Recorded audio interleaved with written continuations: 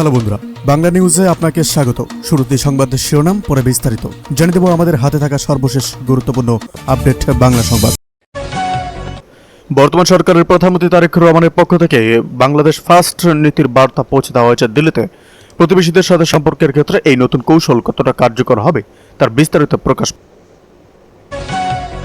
বান্দরবান সীমান্তে আজ ভোর থেকে ভারী অস্ত্রের শব্দে আতঙ্ক ছড়িয়ে পড়েছে।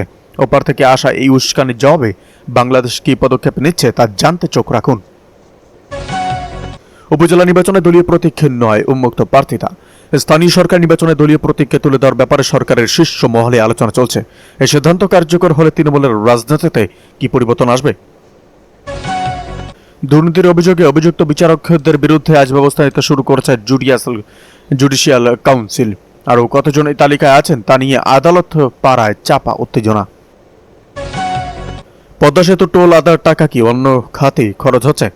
পদ্মা সেতু থেকে সংগৃহীত টোল দিয়ে ঋণের কিস্তি পরিশোধের বদলে অন্য মেগা প্রজেক্টে ব্যয় করার অভিযোগ উঠেছে।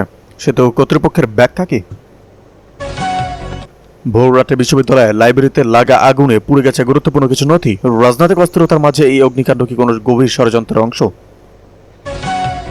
ধর্মভিত্তিক দলগুলোর আপত্তির মুখে পাঠ্য বইয়ে বিতর্কিত অধ্যায়গুলোর পরিবর্তনে আভাস দিয়েছেন শিক্ষামন্ত্রী। চূড়ান্ত সিদ্ধান্ত কি আজই আসছে? নতুন নির্বাচন কমিশন গঠন কি তবে সার্চ কমিটির মাধ্যমে? নির্বাচন কমিশন পুনর্গঠনে কোন পথে হাঁটবে সরকার? সার্চ কমিটি গঠন নিয়ে রাজনৈতিক দলগুলোর কাছে প্রস্তাব হচ্ছে মন্ত্রিপরিষদ বিভাগ জানিয়ে শুরু হয়েছে নতুন বিতর্ক। এদিকে জ্বালানি খাতে মাসে 2.5 থেকে 3,000 কোটি টাকা ভর্তুকি দিচ্ছে সরকার। আন্তর্জাতিক পরিস্থিতির প্রভাবে দেশে জ্বালানি খাতে সরকারকে প্রতি মাসে প্রায় 2.5 থেকে 3,000 কোটি টাকা ভর্তুকি দিতে হচ্ছে বলে জানিয়েছেন বিদ্যুৎ, জ্বালানি ও খনিজ সম্পদ মন্ত্রণালয়ের মুখপাত্র ও যুগ্ম সচিব মনির হোসেন চৌধুরী। বৃহস্পতিবার সচিবালয়ে বিদ্যুৎ, জ্বালানি ও খনিজ সম্পদ মন্ত্রণালয়ের সম্মেলন কক্ষে সাংবাদিকদের সঙ্গে আলাপকালে তিনি এই তথ্য জানান। তিনি বলেন, আন্তর্জাতিক পরিস্থিতির কারণে সরকারকে ভর্তুকি দিতে হচ্ছে। বর্তমানে প্রতি লিটার ডিজেল 100 টাকায় বিক্রি হলেও প্রকৃত মূল্য প্রায় 155 টাকা হওয়া উচিত। এ কারণে সরকারকে প্রতি মাসে প্রায় 2.5 থেকে 3,000 কোটি টাকা ভর্তুকি বহন করতে হচ্ছে। তবে জ্বালানি সংকট নিয়ে জনমনে উদ্বেগ না ছড়ানোর আহ্বান জানিয়ে তিনি বলেন, দেশে কোনো জ্বালানি সংকট নেই, অযথা মজুদ বা আতঙ্কিত হওয়ার প্রয়োজন নেই। নিয়মিত সরবরাহ বজায় রয়েছে এবং প্রয়োজনীয় অনুযায়ী জ্বালানি সংগ্রহ করলেই সরবরাহ বজায় থাকবে। অবৈধ মজুদের সঙ্গে কোনো রাজনৈতিক সম্পৃক্ততা আছে কিনা এমন প্রশ্নের জবাবে তিনি বলেন, তদন্তের মাধ্যমে বিষয়টি খতিয়ে দেখা হচ্ছে এবং দায়ীদের বিরুদ্ধে আইনগত। এদিকে ধূমপান ও তামাকজাত দ্রব্য ব্যবহার নিয়ন্ত্রণ অর্থাৎ সংশোধন বিল জাতীয় সংসদের অধিবেশনে শুক্রবার ধূমপান ও তামাকজাত দ্রব্য ব্যবহার নিয়ন্ত্রণ বিল 2026 সর্বসম্মতিক্রমে পাশ হয়েছে। শুক্রবার সন্ধ্যায় স্পিকার হাফিজউদ্দিন আহমেদের শপথে অধিবেশনে স্বাস্থ্যমন্ত্রী সরদার মোহাম্মদ সাখাওয়াত হোসেন বিলটি উত্থাপন করেন। সংশোধিত আইনে ই সিগারেট, ভ্যাপ, নিকোটিন পাউচ সহ সকল ধরনের ইমার্জিং টোবাকো প্রোডাক্ট নিষিদ্ধের বিধান বাতিল করা হয়েছে।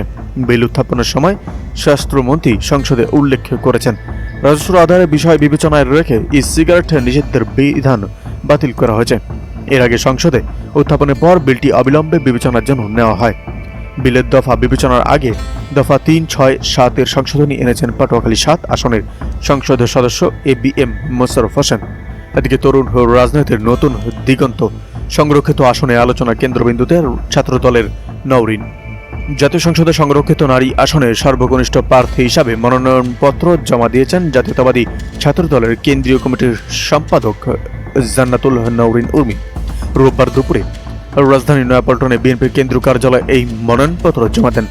মনোনয়ন সংগ্রহের পর প্রতিক্রিয়ায় নওরিন বলেন, সংরক্ষিত নারী আসনে কেবল একটি সাংবিধানিক ব্যবস্থা হিসাবে নয়, বরং নারীদের রাজনৈতিক ক্ষমতায়নের একটি বাস্তবধর্মী সুযোগ হিসেবে দেখা উচিত। তার ভাষ্য, বাংলাদেশের জাতীয় সংসদে মোট 350টি আসনের মধ্যে 50টি সংরক্ষিত নারী আসন রয়েছে। ফলে সংসদে নারীর প্রতিনিধিত্ব প্রায় 20%, অথচ বিশ্বে গড় প্রতিনিধিত্ব আরও বেশি। এই বাস্তবতায় সংরক্ষিত আসন নারীদের জন্য একটি প্রয়োজনীয় প্ল্যাটফর্ম তৈরি করে। এদিকে জীবননাশের শঙ্কা, প্রধানমন্ত্রীর হস্তক্ষেপ চাইলেন ছাত্রদল নেতা।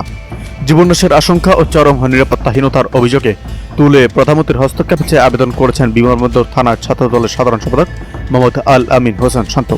বৃহস্পতিবার রাজধানীর তেজগাঁওয়ে প্রধানমন্ত্রীর কার্যালয়ে তিনি লিখিতভাবে এই আবেদন জমা দিয়েছেন। আবেদনপত্রে শান্ত দাবি করেন, আওয়ামী লীগ সংশ্লিষ্ট একটি সন্ত্রাসী গোষ্ঠীর ধারাবাহিক হুমকি, হামলা ও মিথ্যা মামলার কারণে বর্তমানে তিনি আত্মগোপন থাকতে বাধ্য হচ্ছেন। একই সঙ্গে তার পরিবারের সদস্যরাও নিরাপত্তাহীনতায় ভুগছেন। যে কোনো সময় তার উপর সশস্ত্র হামলা হতে পারে এবং বাস্তবতার আশঙ্কার কথা তুলে ধরেন। আবেদন উল্লেখ করা হয়, ছাত্রদলের রাজনীতির সঙ্গে দীর্ঘদিন সম্পৃক্ত থাকার কারণে অতীতকেও তিনি নানা ধরনের হামলা ও নিপীড়নের শিকার হয়েছেন। সাম্প্রতিক রাজনৈতিক পট পরিবর্তনের পর তার এলাকায় নতুন করে একটি প্রভাবশালী গোষ্ঠী সক্রিয় উঠেছে বলে অভিযোগ করেন তিনি। এদিকে মারা গেছেন এনসিপি নেত্রী রাফিয়া সুলতানা। জাতীয় নাগরিক পার্টির অর্থাৎ এনসিপির বগুড়া জেলার সিনিয়র যুগ্ম আহ্বায়ক এবং ঢাকা বিশ্ববিদ্যালয়ের সাবেক শিক্ষার্থী রাফিয়া সুলতানা মারা গেছেন। গতকাল বুধবার রাজধানীর একটি হাসপাতালে চিকিৎসাধীন অবস্থায় ইন্তেকাল করেন তিনি। তার মৃত্যুতে শোক বার্তা দিয়েছে জাতীয় নাগরিক পার্টি। এনসিপি জানায়, গতকাল রাতে হঠাৎ অসুস্থ হয়ে পড়েন রাফিয়া সুলতানা। পরে তাকে হাসপাতালে নেওয়া হয়, সেখানে চিকিৎসাধীন অবস্থায় তিনি ইন্তেকাল করেন। আজ বৃহস্পতিবার দলের দপ্তর সেলের সদস্য সারিয়া ফারজানা দিনা স্বাক্ষরিত শোক বার্তা বলা হয়েছে, জাতীয় নাগরিক পার্টির বগুড়া জেলা আহ্বায়ক কমিটির সিনিয়র যুগ্ম আহ্বায়ক রাফিয়া সুলতানা গতকাল রাতে ইন্তেকাল করেছেন। এদিকে সরকার মব সন্ত্রাস নিয়ন্ত্রণে ব্যর্থ বলেন গণতান্ত্রিক যুক্ত ফ্রন্ট। কুষ্টিয়ার দৌলতপুরে এক কথিত পীরের আস্তানায় হামলা ও কুপিয়ে শামীমকে হত্যা, দরবার শরীফ ভাঙচুর এবং শাহবাগ থানার সামনে ট্রান্সজেন্ডারদের ওপর হামলার নিন্দা ও প্রতিবাদ জানিয়েছে গণতান্ত্রিক যুক্ত ফ্রন্ট। দলটির কেন্দ্রীয় নেতৃবৃন্দ বলেছেন, 2024 সালে 5ই আগস্ট গণঅভ্যুত্থানের পর অন্তর্বর্তী সরকারের সময় থেকে যে ভয়াবহ মব সন্ত্রাস শুরু হয়েছে তা নিয়ন্ত্রণে বর্তমান নির্বাচিত সরকার ব্যর্থ হয়েছে। রবিবার গণমাধ্যমে